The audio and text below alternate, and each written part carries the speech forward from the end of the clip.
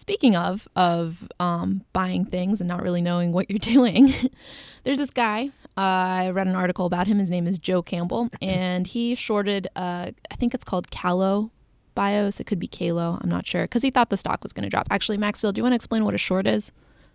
So yeah, a short is, I mean, typically when the typical investor buys a stock, you just buy a stock and then and that's called going long because you're buying it and hoping in the long term the price will go up. Shorting it is the exact opposite.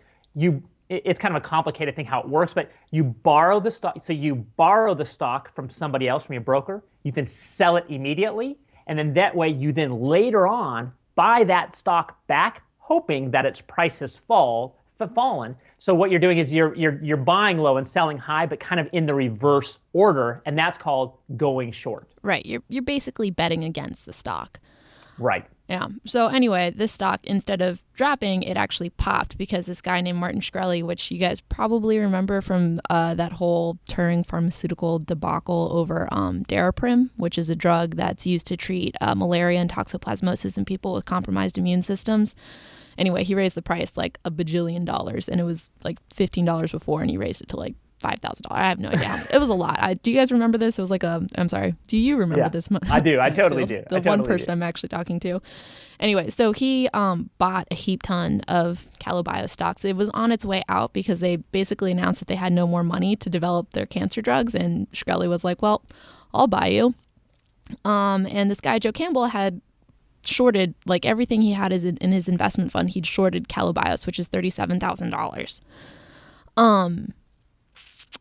So something about shorts, which I think a lot of people don't realize, is that while with when you buy a stock and you go long, you can only lose the amount that you initially invested.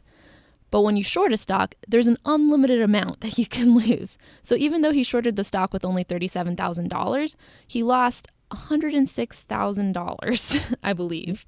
Yeah, I mean, shorting is a dangerous exercise. Well, especially in biotech, it's such a volatile sector. And it's clear, like this guy says, like I was fine, and then I went to a meeting and I got back and it was down. And I mean, so it's clear like he doesn't have a job where he's sitting around like monitoring what's going on in the biotech field. Like he's just a recreational day trader, essentially. A recreational shorter. And like other people who do things recreationally, and I'm not passing judgment one way or the other on anything, you have to do so very carefully.